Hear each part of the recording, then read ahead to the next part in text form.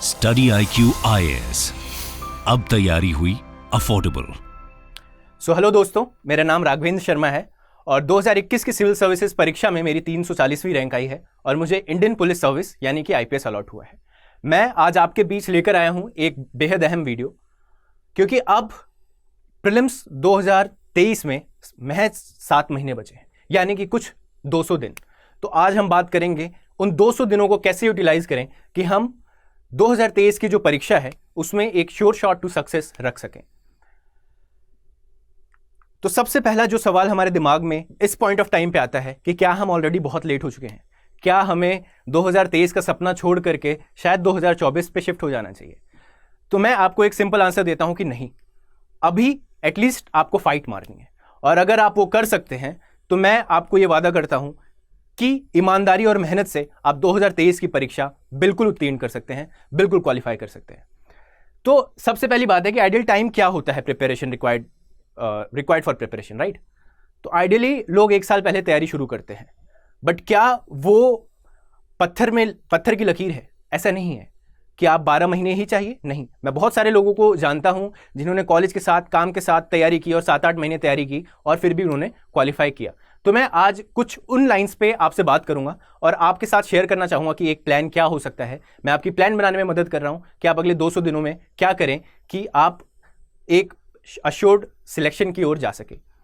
तो ideal time कहते हैं 1 साल है, बट मैं उसमें नहीं मानता हूं। 7-8 महीने की ईमानदार तैयारी के साथ आप बिल्कुल क्वालिफाई कर सकते हैं। अब मिनिमम टाइम रिक्वायर्ड क्या है for a secure reasonable chance, ठीक है, to secure a reasonable chance to selection. Minimum मुझे लगता है कि 7-8 महीने मिनिमम चाहिए, 6-7 महीने।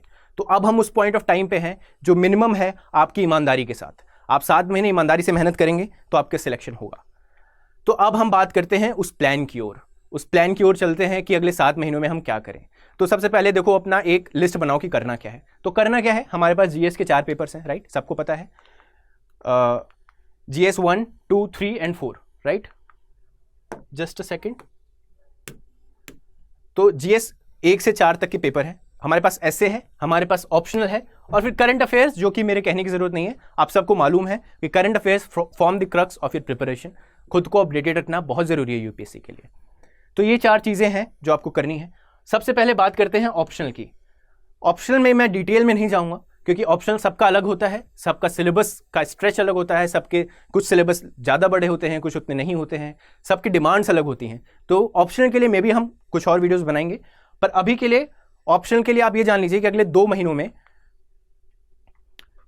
जो कि 10 नवंबर से 10 जनवरी का टाइम पीरियड है, ठीक है, हमने उस प्लान को ब्रेक डाउन किया है। 7 महीने के प्लान को हम ब्रेक डाउन कर रहे हैं और हम अगले 2 महीने में देख रहे हैं।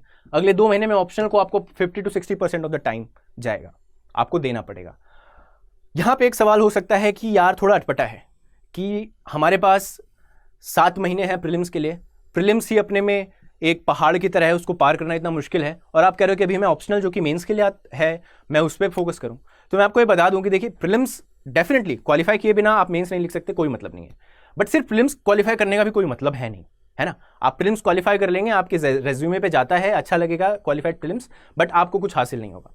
तो प्रीलिम्स के साथ साथ आपको मेंस पे नजर रखनी पड़ेगी, और उसके लिए सबसे इंपॉर्टेंट है ऑप्शनल। ऑप्शनल आपके मेंस के लिए जो संजीवनी बूटी है वो है, आपको या तो ये उड़ा सकता है या आपको गिरा सकता है, राइट? तो ऑप्शनल में आप अगले 2 महीने में 50 से 60% ऑफ द टाइम रखेंगे। आप इसमें करेंगे क्या, मैं बता देता हूं। जो मुझे लगता है आपको अगले 2 महीनों में ऑप्शनल को लेकर के करना चाहिए वो ये है कि आप एक क्विक रीडिंग करेंगे और एक क्विक रिविजन करेंगे। क्या ये पॉसिबल है? उतना पॉसिबल है, बट मुश्किल है, उतना ईजी नहीं है। कहना आसान होता है, आई नो, बट आपको थोड़ा टाइम देना पड़ेगा। और जब मैं 50 to 60% ऑफ द टाइम देता हूं, इसका मतलब आप ऐसे समझिए कि अगर आप दिन में 10 घंटे पढ़ पाते हैं तो उसमें से आपको 5 से 6 घंटे ऑप्शनल में देना पड़ेगा, ठीक है? आपको इतना टाइम रख के चलना है अगले 2 महीने तक। या अगर आप एक दिन में एक ही सब्जेक्ट पढ़ने वाले इंसान हैं तो आप अगले 2 महीनों में से 1 मंथ दीजिए ऑप्शनल को, राइट? 1 महीने में आपको ऑप्शनल की रीडिंग करनी है। रिवीजन की जब मैं बात करता हूं तो यहां पे आप थोड़ा सिलेक्टिव हो सकते हैं। आप चारों पेपर, सारे ऑप्शनल के 4 पेपर होते हैं, चारों पेपर ना रिवाइज करके पेपर 1A और पेपर 2A। मैं ये क्यों बोल रहा हूं? क्योंकि ये पेपर जो होते हैं वो थोड़े होते हैं स्टैटिक पोर्शन, ये होता है जिनको आपको याद करना होता है, या सच कहूं तो रटना होता है। तो इस टाइम में आपको उनको एक बार क्विक रिवीजन कीजिए, पन्ने पलट के देखिए ताकि आपके दिमाग में एक फिगर सेट हो। और जब आप इतना कर लेंगे तो trust me, you will feel more confident कि इस बार प्रीलिम्स हो जाए, बस मेंस तो मैं फोड़ के आऊँगा, राइट। तो इसके लिए ज़रूरी है कि आप ऑप्शनल करके जाएं। ऑप्शनल आप 1 महीने दीजिए, रीडिंग कीजिए, रिविजन कीजिए एक ऑप्शनल पेपर 1 and 2A का, you will be in a good spot. तो अब दूसरा आता है एथिक्स। एथिक्स में आपको 20 से 30% समय देना है। आप उसको उसी तरीके से ब्रेक कर सकते हैं कि 5 घंटे अगर ऑप्शनल दे रहे हैं तो 2 घंटे 3 घंटे आप एथिक्स को दीजिए, ठीक है। पूरे 2 महीने तक आपको रोज 2-3 घंटे देने की जरूरत नहीं है, वो अपने आप खुद को एडजस्ट कर सकते हैं। एसए में आपको 10%, आप वीकेंड्स पे कीजिए, एसए 2-3 घंटे दीजिए। हम आगे बात करेंगे कि एसए में और एथिक्स में करना क्या है। और जीएस में भी 20% टाइम। जीएस में आपके वो चीजें जो फोकस ओनली ऑन मेंस, जो प्रीलिम्स में नहीं आता है, जैसे जीएस 1 में फॉर एग्जांपल सोसाइटी का पोर्शन है, प्रीलिम्स में नहीं आता है। जीएस 2 में गवर्नेंस का पोर्शन है, प्रीलिम्स में नहीं आता है। सिमिलरली जीएस 3 में इंटरनल सिक्योरिटी और डिजास्टर मैनेजमेंट मेन स्पेसिफिक चीजें हैं, तो आप उन पे शॉर्ट नोट्स बना सकते हैं। हम इस पे आगे बात करेंगे। Newspaper and current affairs goes without saying, मुझे ये कहने की जरूरत नहीं है किसी भी स्मार्ट और किसी भी सीरियस यूपीएससी एस्पिरेंट को कि आपको न्यूज़पेपर और करंट अफेयर्स हमेशा पढ़ना है। ये रोज आपकी दिनचर्या का हिस्सा, आपके टाइम टेबल का हिस्सा होने चाहिए। आप आधा घंटा दीजिए, 1 घंटा दीजिए, पर न्यूज़पेपर और करंट अफेयर्स पढ़ना है, राइट। सो अब आते हैं थोड़ा स्पेसिफिक पे। हमने ऑप्शनल के लिए बात कर ली, अब बात करते हैं एथिक्स में क्या करना है। तो एथिक्स में आपको अगले 2 महीने में क्या करना है, उसमें यह करना है कि आपको जितने भी टॉपिक्स हैं सिलेबस के, उन पे नोट्स बनाने हैं, राइट। तो आप सिलेबस उठाइए यूपीएससी का, जीएस 4 पे जाइए। आपको इज एंड द और के अलावा जो भी मिलता है, जो भी शब्द मिलता है, चाहे वो हैप्पीनेस जैसा आसान शब्द हो, अगर वो मिलता है, इंटीग्रिटी, ऑनेस्टी जैसे आसान शब्द हो, आपको लगता है ऑनेस्टी तो मुझे पता है, ऑनेस्टी पे तो नोट्स बनाने या पढ़ने की क्या जरूरत है, बट ये गलती मत कीजिएगा, क्योंकि जब आपको एग्जाम में पूछा जाएगा व्हाट इज ऑनेस्टी, ठीक है, what do you understand by honesty, how does it help us in building fruitful relationships, तब आप कंफ्यूज हो जाएंगे, राइट। तो इसलिए बहुत जरूरी है कि आप नोट्स बना करके जाएं। इस दौरान मैं ये कह रहा हूं कि एथिक्स को मत इग्नोर कीजिए, बहुत इंपॉर्टेंट चीज है। और फिर मैं आपको बता रहा हूं कि अच्छा क्या करें हम एथिक्स में। तो एथिक्स में अभी आप आंसर राइटिंग प्रैक्टिस को थोड़ा स्केप कर सकते हैं, क्योंकि हमारे पास टाइम की कमी है, राइट। तो बट आप मिनिमम ग्राउंड वर्क करके रखें एथिक्स का, ताकि प्रीलिम्स के बाद आप एथिक्स को लेकर के लॉस्ट ना रहें। जैसे कि मेरे पास बहुत बच्चे आते हैं, इस बार भी आए प्रीलिम्स के बाद कि सर अब ये बताइए कि एथिक्स कैसे स्टार्ट करें, ठीक है। तो वो चीज़ आपके साथ ना हो। तो अब मैंने एक एग्जाम्पल आपको मैं दिखा रहा हूं कि नोट्स कैसे बनाए, राइट। मैंने बोला कि एथिक्स में आपको शॉर्ट नोट्स बनाने, कैसे बनाए। एक मैंने एग्जाम्पल लिया स्पोर्ट्स एथिक्स का, ठीक है। ये थोड़ा इग्नोर टॉपिक होता है, लोग प्रिपेयर नहीं करते हैं और आपको कहीं मटेरियल नहीं मिलता है, तो मैं आपको बेसिकली वो बता रहा हूँ कि आप खुद के नोट्स कैसे बनाएं। तो एक डेफिनेशन हो, हर एक चीज़ की एक डेफिनेशन एथिक्स में इज दी गोल्डन रूल। हर चीज़ की डेफिनेशन रटी होनी चाहिए, ताकि आपका इंट्रोडक्शन बन जाता है या आप उसको कहीं भी इस्तेमाल कर सकते हैं। तो refers to the values and morals that should be displayed by players as well as the supporters of any sports. This is a simple and effective definition of what is sports ethics. उसके बाद हम बात करते हैं sports में आप notes बनाएंगे किसी भी टॉपिक का एथिक्स में, तो आपने पहले बात की एक डेफिनेशन की, अब आप बात करेंगे उसमें कुछ चीजें, various aspects of sports ethics. तो इंटीग्रिटी एंड ऑनेस्टी एक इंपॉर्टेंट चीज है, मेंशन कर सकते हैं। रिस्पेक्ट को पार्टिसिपेंट्स, तो आप मेंशन कर सकते हैं, जैसे इवान फर्नांडिस का एग्जाम्पल है। और basically he was runner, he was, ठीक है, एथलीट, जिन्होंने अपने आगे वाले प्लेयर को, आगे वाला प्लेयर रुक गया था because of he was confused about the finish line. तो इवान फर्नांडिस पुश्ड हिम, ठीक है, एंड ही सेड कि फिनिश लाइन आगे है, एंड ही केम सेकंड। तो इसने basically he lost the race because of his honesty. So that is important. Respect your coparticipants, then take responsibility, Dhoni का example आपने लिख दिया। फेयरनेस, जैसे हम डोपिंग है, रशिया का डोपिंग का देखते हैं, that is unfair practice, right.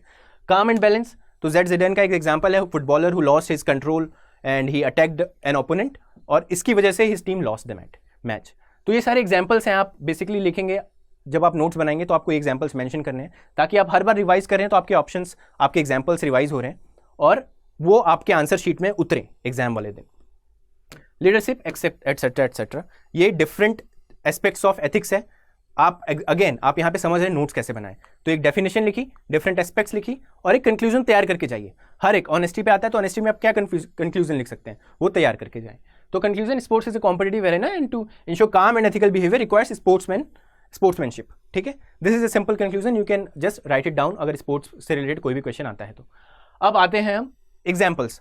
Ethics में examples are the utmost important thing, ठीक है। आपके आंसर को दूसरे के आंसर से डिफरेंशिएट क्या करेगा, एग्जाम्पल करेगा। आप जितना सटीक एग्जाम्पल लिखेंगे उतना इंपैक्टफुल रहेगा आपका आंसर। तो अब यहाँ पे कुछ एग्जाम्पल्स हैं। Anil Kumble, he bowled in the Antigua test with the broken jaw, right? तो दैट शोज कि कितना डेडिकेशन है अपने स्पोर्ट्स, अपने टीम के लिए. Sachin again showing honesty and integrity.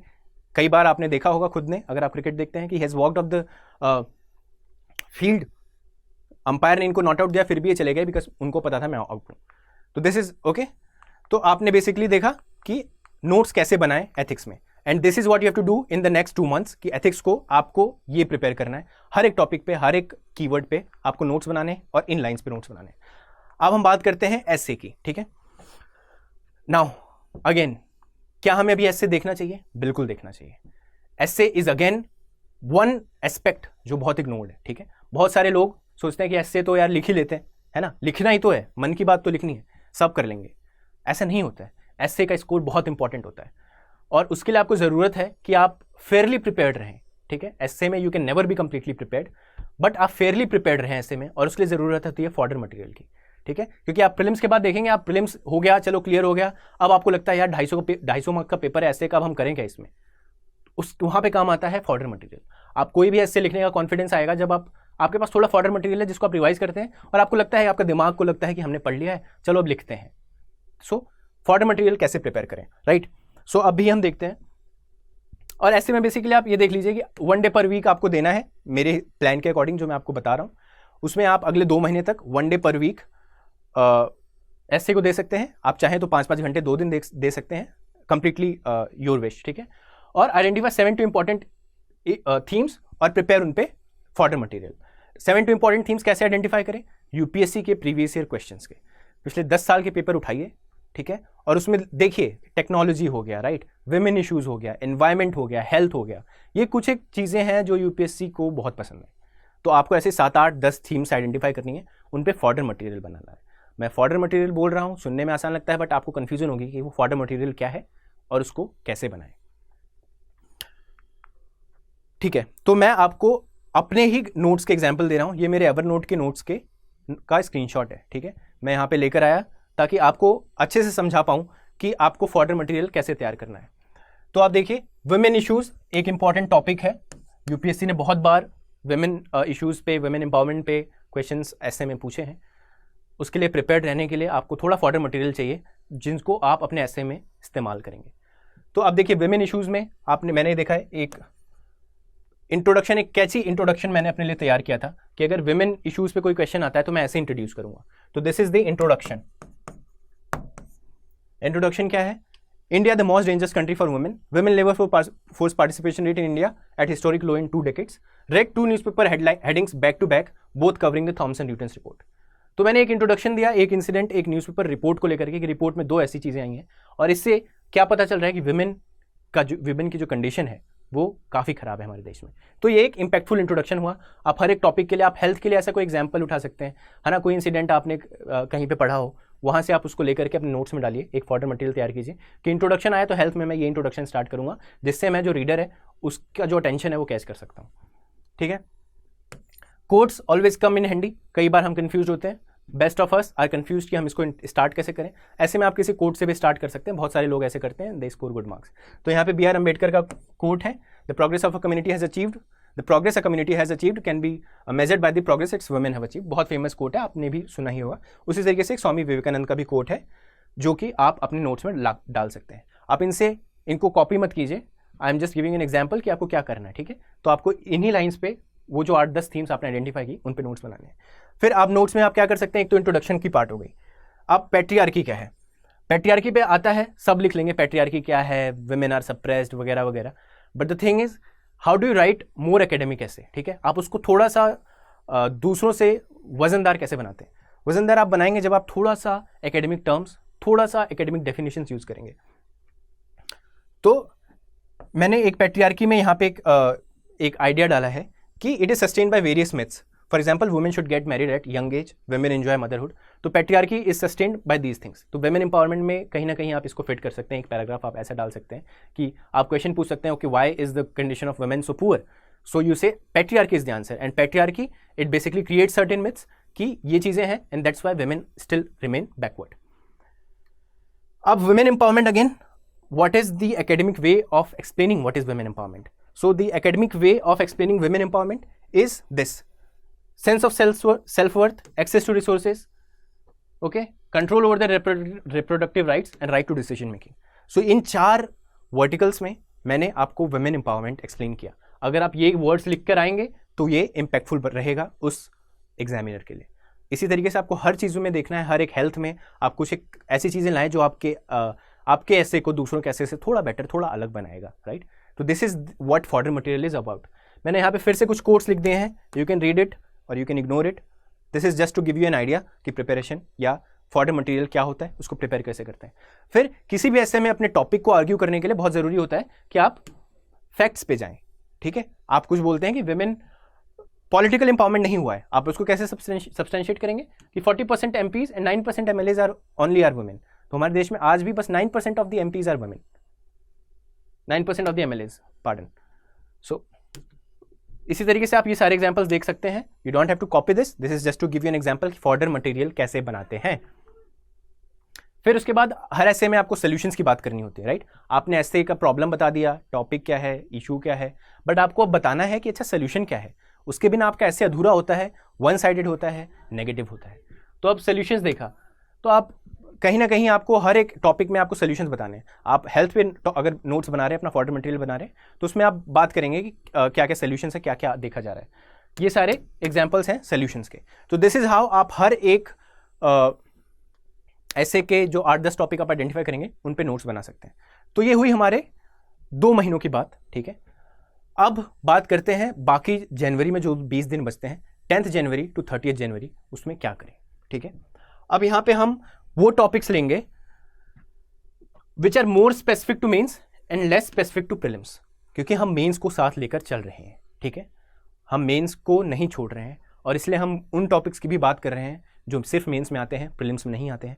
पर आपको इनमें क्या करना है, आपको इनमें नोट्स बनाने हैं, अपना एक ग्राउंड वर्क करके रखना है कि आप प्रीलिम्स के बाद लॉस्ट ना रहें कि अरे यार गवर्नेंस का तो पता ही नहीं क्या करना है, हाँ सोसाइटी का तो पता नहीं कैसे प्रिपेयर करना है। तो मैं आपको बता रहा हूँ क्या करके जा सकते हैं। प्रिपेयर शॉर्ट नोट्स, इन सारी चीज़ों पे एक बार रीडिंग करेंगे, उनके शॉर्ट नोट्स बनाएंगे। आपका अभी के लिए you are done with the subjects, ठीक है। GS1 में सोसाइटी होता है जो प्रीलिम्स में आता है, मेंस में नहीं मेंस में आता है, प्रीलिम्स में नहीं आता है। GS2 में इसी तरीके से governance and social security topics हैं और GS3 में internal security and disaster management है, ठीक है। और इस दौरान जब आप ऐसे कर रहे हैं, ये कर रहे हैं जनवरी तक, आई विल सजेस्ट कि आप एंशिएंट और मिडाइवल हिस्ट्री एक बार पढ़कर जाएं एटलीस्ट, ठीक है। If you do this it will be well and good. आप इसको फिट कर सकते हैं इस टाइम टेबल में जो मैंने बताया। तो 30 जनवरी तक का हो गया। अब आगे चलते हैं। तो अब हमने 30 जनवरी तक देख लिया कि हम प्रीलिम्स और मेंस को लेकर के साथ कैसे लेकर के चलें, ठीक। वी विल टॉक अबाउट 1 फरवरी टू 26 मई। मैं 115 दिन दे रहा हूं आपको जिसमें आप सिर्फ प्रीलिम्स का पढ़ेंगे, ठीक है। मैं 115 दिन क्यों दे रहा हूं? जनरल रूल क्या है, लोग 90 दिन देते हैं, या कोई ऐसा हो जिसे काफ़ी श्योर हो प्रीलिम्स में, वो 60 दिन ही देता है प्रीलिम्स को। अब मैं 115 दिन दे रहा हूं क्योंकि मैं अज्यूम कर रहा हूं कि आपने 7 महीने की प्रिपरेशन करनी है। आपने नवंबर में तैयारी शुरू की है सीरियस, आपने उससे पहले थोड़ा बहुत पढ़ा होगा, लेकिन आपने एक डेडिकेटेड टाइम टेबल, एक डेडिकेटेड प्लान के साथ पढ़ाई नहीं की, तो शायद आपको 115 दिन लगे। 115 दिन इसलिए भी ज़रूरी है क्योंकि प्रीलिम्स काफ़ी डाइसी चीज़ हो गई है, ठीक है। No one can be sure कि हम प्रीलिम्स क्लियर कर लेंगे।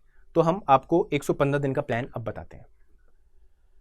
सो बेसिकली इस 115 दिन में we will do dedicated prelims preparation, ठीक है।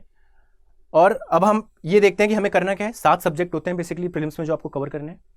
Polity, economy, geography, history, art and culture, science and tech, environment.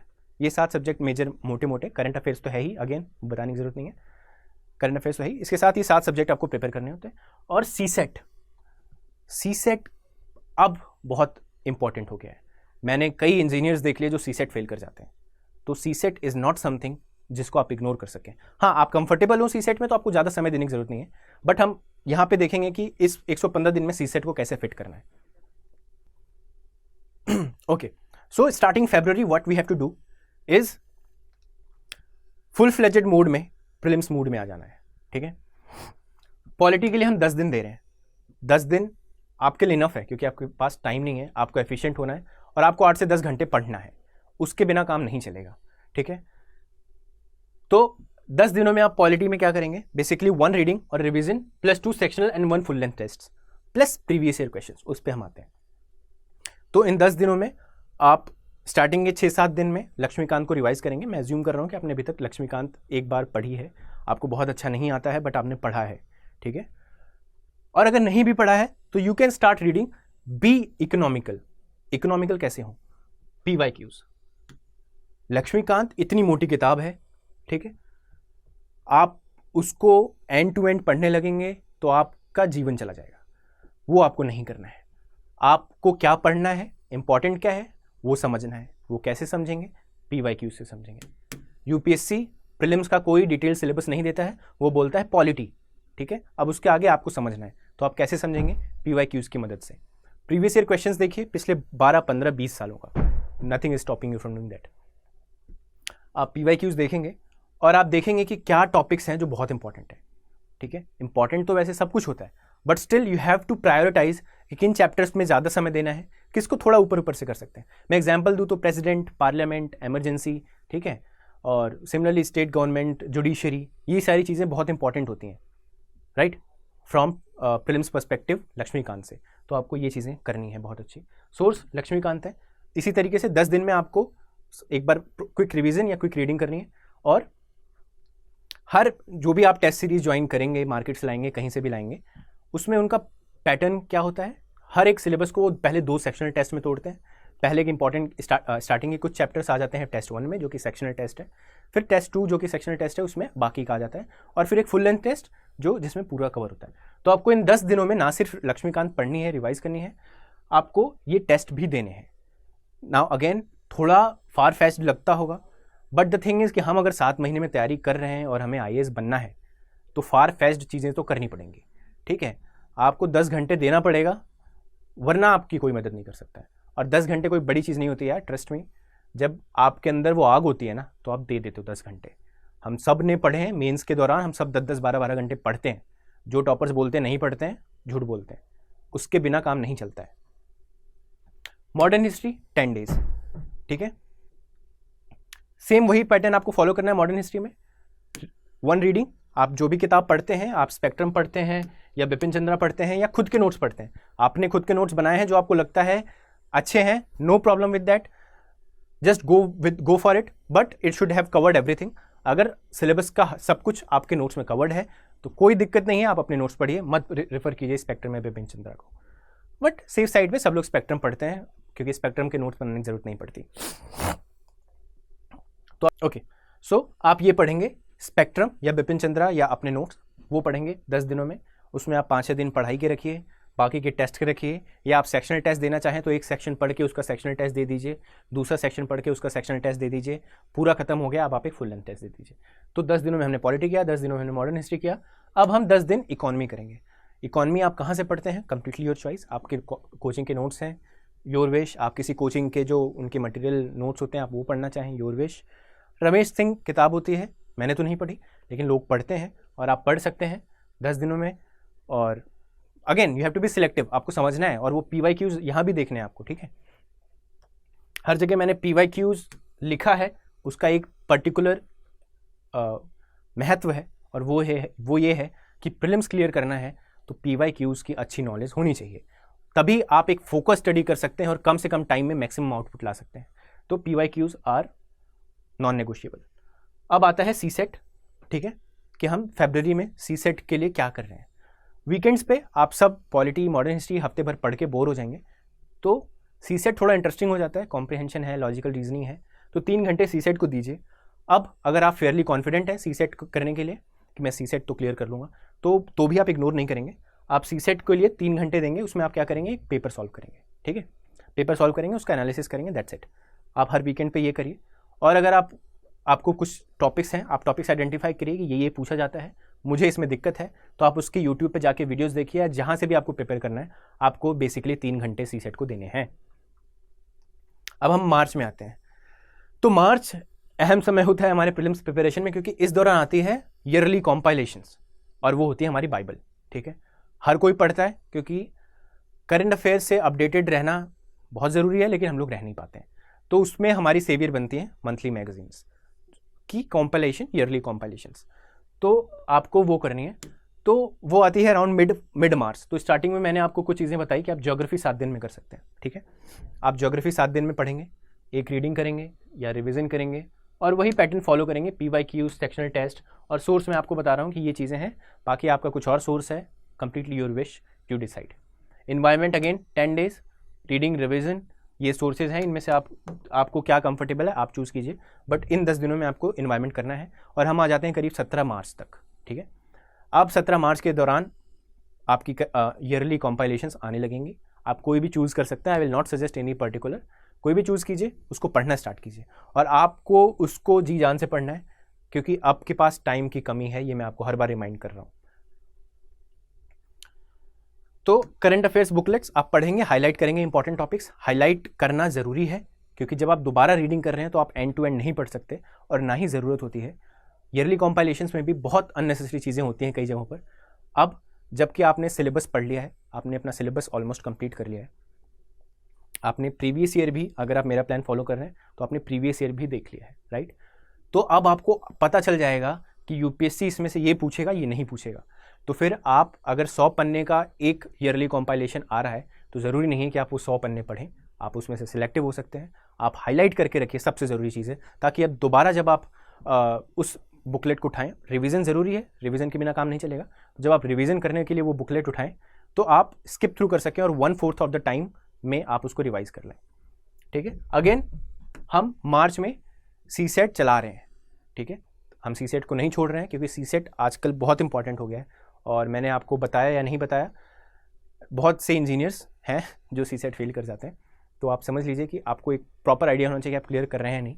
उसको लास्ट मंथ के लिए मत छोड़िए, CSET 2-3 महीने पहले से स्टार्ट कर दीजिए। और आपको लगता है कि भाई मैं आसानी से क्लियर कर लूँगा, तो गुड फॉर यू।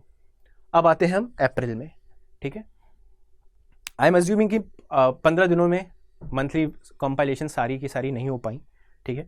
तो हम अभी भी अप्रैल में 10 दिन दे रहे हैं आपको, राइट। 10 दिनों में आपको बाकी जो बची हैं, जो ऑलरेडी मोस्टली आज आ जाएंगी, तब तक आपको जो आ चुके हैं उनको फटाक से पढ़ के ख़त्म करना है, हाईलाइट करके ख़त्म करना है। अब जब आप मैगजीन्स पढ़ रहे हैं तो आपको वहाँ पे भी सिलेक्टिव होना है, अगेन क्योंकि हमारे पास टाइम की कमी है, तो हमें ज़रूरत है एक स्मार्ट प्लान की। उसी की बात हम यहाँ पर कर रहे हैं। तो आपको करंट अफेयर्स में से क्या फोकस करना है, उन ईयरली कंपाइलेशंस में आपको क्या चीज़ें फोकस करनी है। कुछ एक सब्जेक्ट्स हैं, मैंने साइंस एंड टेक के लिए देखिए आपको कुछ नहीं बताया, क्योंकि मैं आपको साइंस एंड टेक के लिए अभी NCERT नहीं रिकमेंड कर सकता, वो अफोर्डेबल नहीं है। आपके पास इतना टाइम ही नहीं है कि आप साइंस एंड टेक के लिए NCERTs पढ़ें, और वो ज़रूरत भी नहीं है, मैंने खुद नहीं पढ़ी, ठीक है। Science and tech, environment, IR के लिए भी मैंने आपको कुछ नहीं बताया था, क्योंकि मैं यहाँ पे छोड़ रहा था आपके लिए, ठीक है। तो जो ईयरली कंपाइलेशंस हैं उनमें से आपको साइंस एंड टेक, इन्वायरमेंट और IR पे फोकस करना है, क्योंकि पॉलिटी आपने पढ़ लिया already, right. Art and culture का भी मंथली ईयरली कंपाइलेशन आता है, मुझे लगता है छोड़ दो, अगर छोड़ना है तो, टाइम की कमी है तो छोड़ सकते हो। अगर होना होगा तो आपके स्टैटिक प्रिपरेशन से होगा, नहीं होना होगा तो होगा ही नहीं। पर ये चीज़ें आपने कहीं और नहीं पढ़ी, मतलब इन्वायरमेंट पढ़ा तो है, बट इन्वायरमेंट बहुत ज़्यादा करंट अफेयर्स ओरिएंटेड होता है। कॉन्सेप्ट्स पूछते हैं वो, बट वो कॉन्सेप्ट्स भी करंट में कहीं चल रहे होते हैं, इसलिए वो पूछते हैं। और IR भी आप कहीं से नहीं पढ़ रहे हैं, ठीक है। Science and tech, environment and IR आपको उन ईयरली मैगजीन से बहुत अच्छे से फोकस करके करना है। अब हमारा ये सब्जेक्ट रह रहा था art and culture and ancient and medieval. ये मैंने यहाँ तक क्यों छोड़ा, क्योंकि आपके पास कम समय के साथ आप प्रिपेयर कर रहे हैं, तो इसलिए ज़रूरत है कि आप जो बहुत ज़्यादा इंपॉर्टेंट चीज़ें हैं, जिनका आउटपुट बहुत ज़्यादा है, ठीक है, इनपुट टू आउटपुट रेशियो अच्छा है, आपको उन पे फोकस करना है। आर्ट एंड कल्चर छोड़कर नहीं जाना है, I will never recommend that, but आप उसको 10 दिन में क्विक रीडिंग करके, हाईलाइट करके, सब चीज़ें करके रखें, ताकि आप प्रीलिम से जस्ट पहले एक बार फिर रिवीजन कर लें, और फिर भगवान भरोसे छोड़ दीजिए कि आर्ट एंड कल्चर से कुछ पढ़ा हुआ आ गया तो कर देंगे, वरना सब छोड़ेंगे, हम भी छोड़ देंगे। और अब ऑलरेडी हम फुल लेंथ टेस्ट तो प्लान में दे रहे हैं, हम पॉलिटी पढ़ रहे हैं तो उसका फुल लेंथ टेस्ट भी दे रहे हैं एक। लेकिन अब जो टाइम है बेसिकली मिड अप्रैल से लास्ट अप्रैल तक, वो टाइम है जब आपको प्रीलिम्स के फुल लेंथ टेस्ट ज़्यादा से ज़्यादा देने हैं। और ये बहुत क्रूशियल टाइम है टेस्ट देने का। क्यों? क्योंकि एक तो आपने अभी तक अपना सिलेबस कवर कर लिया है, ठीक है, और दूसरा आपको अब आइडेंटिफाई करना है कि आपका सिलेबस कहाँ, किस सब्जेक्ट में अच्छा कवर हुआ है, किस सब्जेक्ट में अच्छा कवर नहीं हुआ है, क्योंकि उस आइडेंटिफिकेशन के बेसिस पे ही आपके अगले जो 1 महीने हैं आपके पास, उसकी तैयारी उस पर डिपेंड करेगी। तो अभी जो कि लास्ट ऑफ अप्रैल है, उसमें आप खूब सारे टेस्ट दीजिए। 5 to 10 बोला है, ठीक है, लोग 20 भी दे देते हैं, एक दिन में 2 टेस्ट देते हैं। If you can do that, congratulations. अगर नहीं कर पाते, फाइन, ठीक है। So give 5 full length test and identify your weak areas. Side by side इनका एक रिवीजन कर लीजिए। Again revision is very important. तो आप टेस्ट दे रहे हैं, 2 घंटे का टेस्ट है, 1-2 घंटा उसमें लग गया साथ में उसको रिवाइज करने का, तो साइड बाय साइड इनका रिवीजन चाहिए। आप फर्स्ट हाफ में टेस्ट और उनका रिवीजन कर सकते हैं, सेकंड हाफ में इन सब्जेक्ट्स का रिवीजन शुरू कर सकते हैं, ठीक है। लक्ष्मीकांत, स्पेक्ट्रम और एनवायरमेंट, इनके इंपॉर्टेंट चैप्टर्स अगेन जो आपने प्रीवियस ईयर क्वेश्चंस को देख करके आइडेंटिफाई किए, उनका क्विक रिवीजन अच्छा कर लीजिए। तो अब तक आपका जो मेन पोर्शन है, जो कि एनवायरमेंट, बेसिकली पॉलिटी, हिस्ट्री, ये जो इंपॉर्टेंट चीज़ें हैं जिनसे बहुत major chunk of your paper आता है, उसको आपने एक दूसरा रिवीजन कर लिया है, तो आप एक अच्छी स्पॉट पर आ जाएंगे, ठीक है। सीसेट हमारा चल रहा है वीकेंड्स पे, अभी भी चल रहा है, क्योंकि मैं एज्यूम करके चल रहा हूँ कि बहुत सारे लोग अनकंफर्टेबल हैं सीसेट में। तो आप इन 3 महीनों में वीकेंड्स में सीसेट कर रहे हैं। आप वो कैसे कर रहे हैं, यू डिसाइड। हम मे भी सीसेट के लिए एक वीडियो कर लेंगे अगर ज़रूरत लगी, अगर लोगों ने मांगे तो।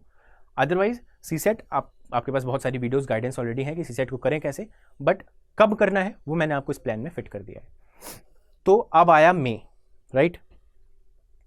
तो May is the time, starting of the May, जिसके लिए मैं कोई प्रिस्क्रिप्शन नहीं दूंगा, ठीक है, क्योंकि अगले लास्ट 25 दिनों में क्या करना है वो आप डिसाइड करेंगे। आप कहाँ पे कंफर्टेबल हैं, कहाँ पे नहीं है। सबके बैकग्राउंड्स अलग होते हैं। मेरा इकोनॉमिक्स का बैकग्राउंड था, तो मैं इकोनॉमिक्स के लिए कुछ खास पढ़ता नहीं था, बस करंट अफेयर्स देखता था, उसके अलावा कुछ नहीं करता था, क्योंकि कॉन्सेप्ट्स मुझे पता थे। इसी तरीके से मे बी कोई साइंस एंड टेक में बहुत अच्छा हो, उसको कुछ ज़्यादा पढ़ने की जरूरत नहीं पड़े। तो इसी तरीके से मे बी कोई सी सेट में बहुत कंफर्टेबल हो, उसको 25 दिनों में सी सेट करने की ज़रूरत ही ना पड़े, बट मे बी कोई हो जिसको ज़रूरत पड़े। तो आपने अभी तक सब सिलेबस पढ़ा, आपने टेस्ट दिए, टेस्ट दे करके आपने आइडेंटिफाई किया कि कैसे हमें कहाँ इम्प्रूव करना है, कहाँ पे हम अच्छा कर रहे हैं, कहाँ पे हमारी कमी रह रही है। तो उन 25 दिनों में आपकी जो स्टडी है वो पर्सनलाइज्ड होगी, वो सब्जेक्टिव होगी। लेकिन फिर भी मैं आपको कुछ एक चीज़ें बताता हूँ जो आपको दिमाग में रखनी है।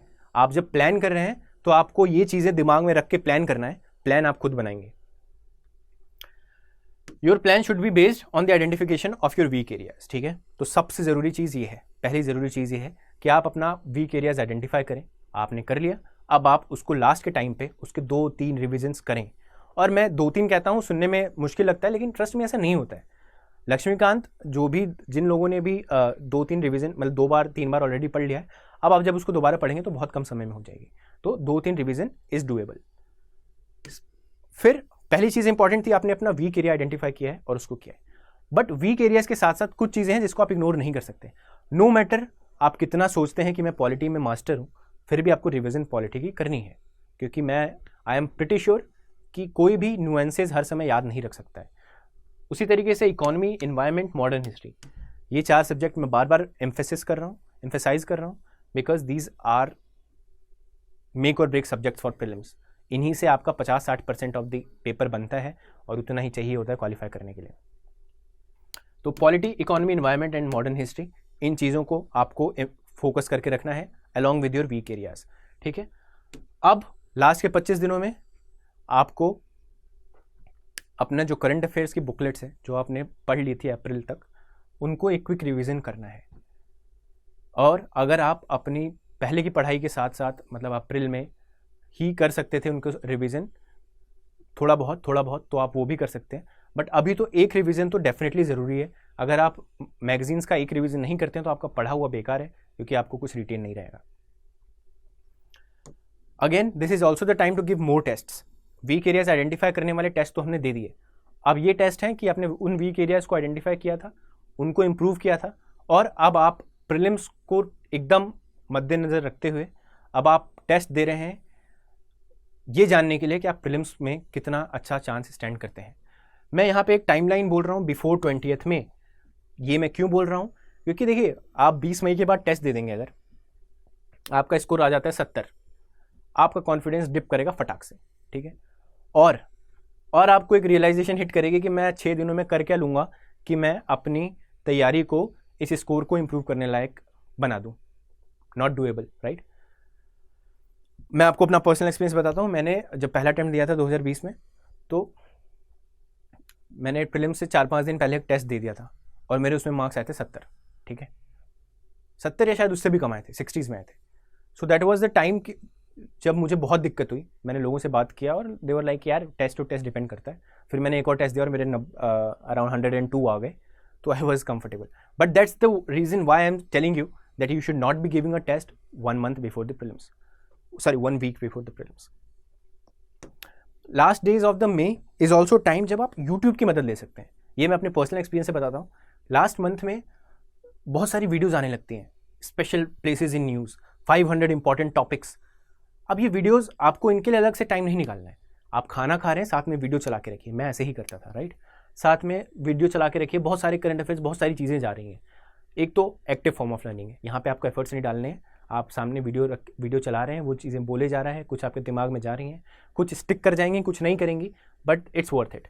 तो बहुत सारी यूट्यूब वीडियोस देख सकते हैं आप लास्ट के दिनों में, और जितना हो सके उनको समझने, उनको ध्यान से देखिए ताकि आपको कुछ चीज़ें रिटेन हो. प्लेसेस इन न्यूज़, मैपिंग के क्वेश्चन हमेशा आते हैं, उस पर बहुत सारे कोचिंग्स वीडियोज़ बना के डालते हैं, सब देखिए. ठीक है, खाते वक्त आपको देखना है, अलग से समय नहीं निकालना है. खा रहे हैं, वॉक कर रहे हैं, ठीक है, फ्री टाइम में जब फ़ोन चलाते हैं उस समय ये वीडियोज़ देखिए. सो अब हमने बात कर ली आपके 25 मई तक की. यहाँ पे मैं जानता हूँ मे बी आपको लगा कि उतना डिटेल प्लान नहीं है. मैंने कह तो दिया कि 10 दिनों में पॉलिटी करना है, पर मैंने डिटेल में नहीं बताया कि कैसे करना है. तो मे बी आगे हफ्तों में मैं कुछ एक वीडियोज़ लेकर आऊँ आपके समक्ष, आपके बीच, जिसमें मैं और डिटेल्ड वे में प्रीलिम्स की बातें करूँगा. बट ये जो वीडियो था, इसका जो एम था वो आपको अगले 200 दिनों में क्या करें, अगले 200 दिनों के लिए प्लान कैसे करें, वो आपको बताने का मेरा मकसद था. यहाँ पे मेरी कोशिश थी, और मैं उम्मीद करता हूँ कि आप सब ने कुछ तो यहाँ से एक आइडिया लगा होगा कि रफली क्या प्लान बनाएं. ठीक है, इस बेसिस पे आपने प्लान बनाए. और अगर आप मुझसे जुड़ना चाहें, आपके कुछ स्पेसिफिक सवाल हो जो आप चाहें कि मैं एड्रेस करूँ, तो आप मुझे टेलीग्राम पर मैसेज कर सकते हैं. एक सेकेंड, राघवेंद्र IPS,